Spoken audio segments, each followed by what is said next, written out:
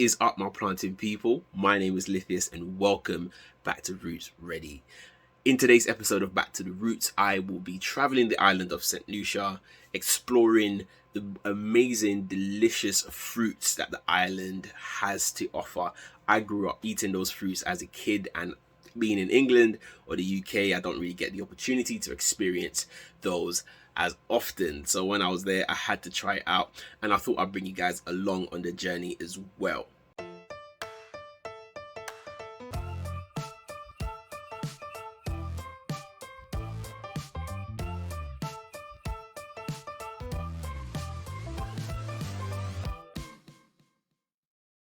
Hello again, everybody.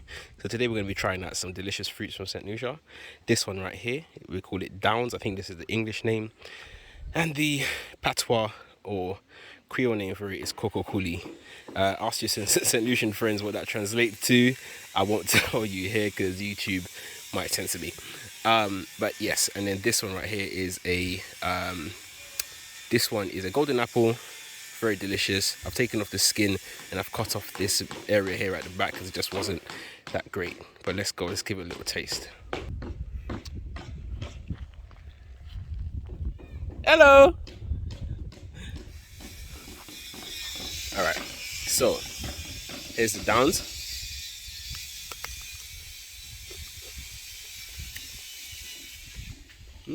Okay, really nice.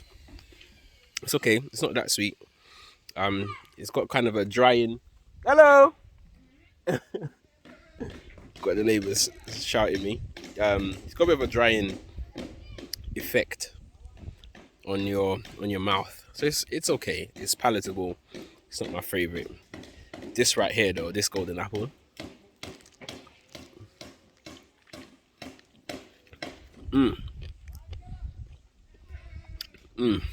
It's tasty. That is tangy, sweet, juicy. Oh, so good. The seed, as you can see, it's a little bit spiky. Gotta be careful. So when you're trying to pull the flesh out, you gotta sort of pull it out and around the seed. But it's absolutely delicious and definitely worth the risk. One of my favorite fruits here.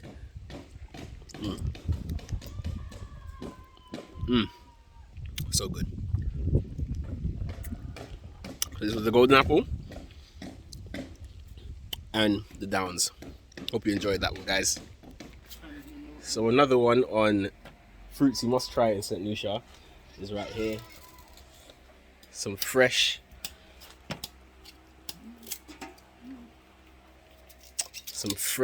sugar cane. My mom's just chopping them away straight from the source. She literally just picked it a few minutes ago, and now she's chopping it up and putting it in this lovely calabash. So that's what we've got going on here. I'm gonna give it a little taste, and here is some sugar cane. If you guys have ever had it, it's delicious.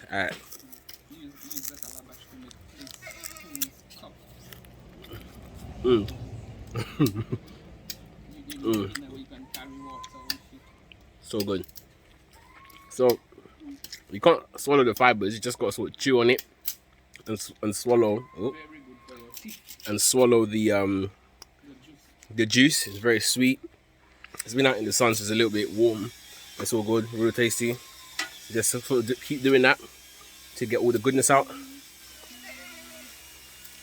Mom just told me that it's very good for your teeth. I can imagine why. It's very fibrous, kind of like a natural floss, kind of defeats the purpose a little bit. Sweet, sugary, but good for your teeth as well.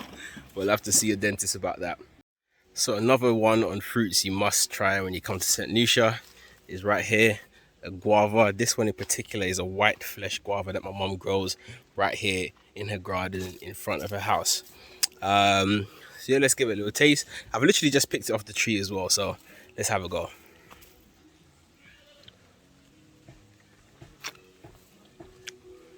If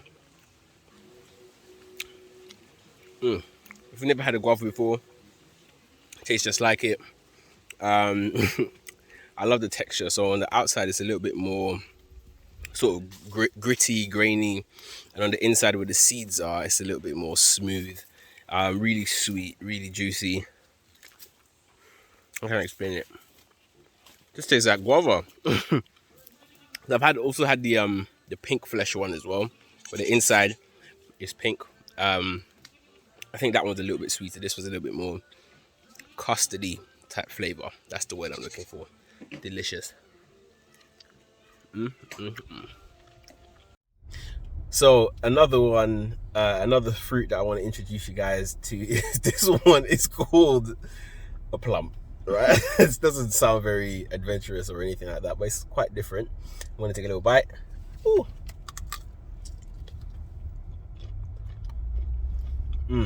Ooh. It's sweet, a little bit tangy. It's good. Really like it. See the texture. It's got quite a hard seed in there, but it's all good. Takes me back to my memories. Takes me back to my childhood.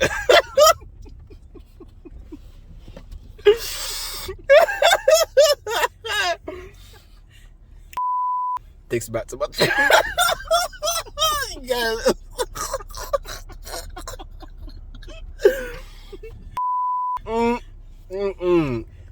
Takes me back to my childhood. That takes me back to my childhood. Damn. Yum.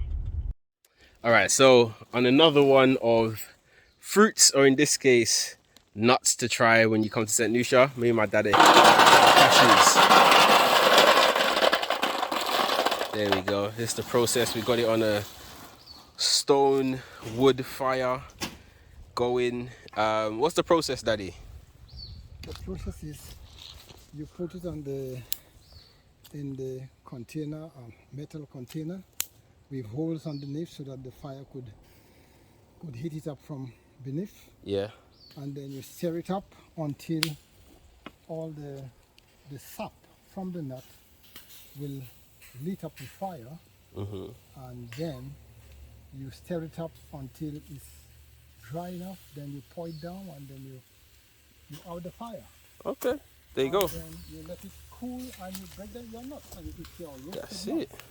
So there you go. There you guys have it. This is the authentic way of making roasted cashew nuts. And what a better way to backdrop this. Oh, I can smell the cashew now. What better way to backdrop this than with this incredible view over here. Just look at that. Not a bad way to spend my evening, I would say. My dad's over here stirring it up. Let me get my shirt. I don't want to get burned. So apparently the oil on this is really it's not good. It's not great if you get it on your skin. It will burn. So my dad's just getting suited and booted, putting on a long sleeve shirt. Protective gear, he says. There we go. And we got the stirrer right there. Some more cashew in that bag. And just mix it up. Okay, we're gonna put it over there when we're done.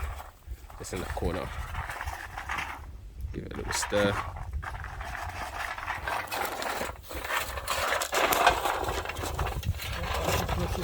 Yeah. Spill out.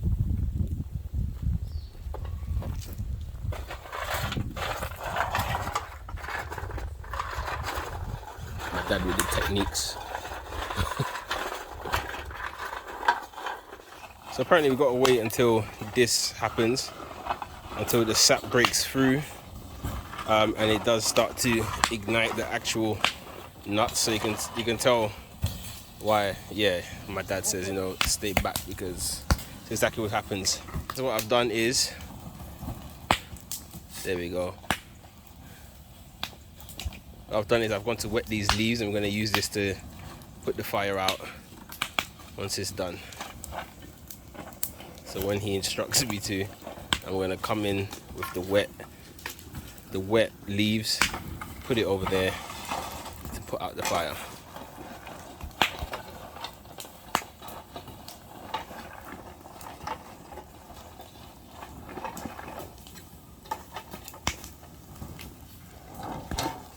There we go. Yeah, hit it up. Hit it up. Hit it up.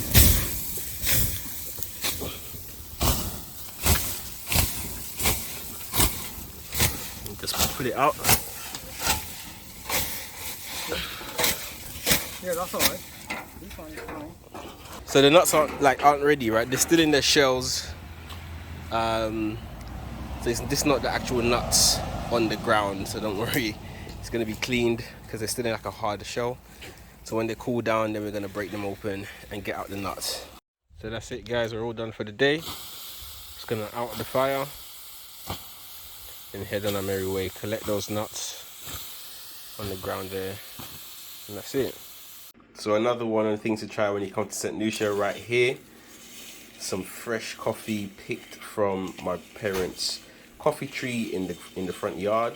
We've got loads that we've been collecting. They've been sun dried, and now we're just roasting them over a low heat and just a constant stirring just to make sure that it's evenly toasted on all sides.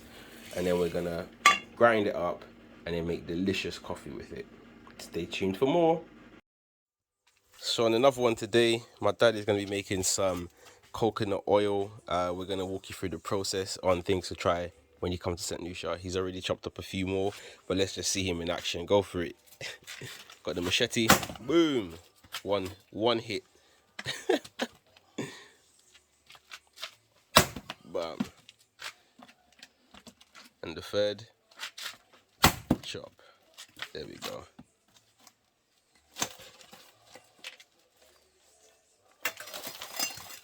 Lovely. 3 perfect slices. And what you use for the coconut oil is the flesh on the inside of the coconut. You need a dried out coconut. You can't have a fresh one. Tell them you wash it nicely. Yeah, so what we're going to do next is once they've all been chopped up, we're going to wash. We're going to take out the insides, the coconut meat or the flesh. We're going to wash it. Then we're going to blend it. And then we'll show you what the next steps are. We've got a little one here, which is already sprouted. We're going to plant it up.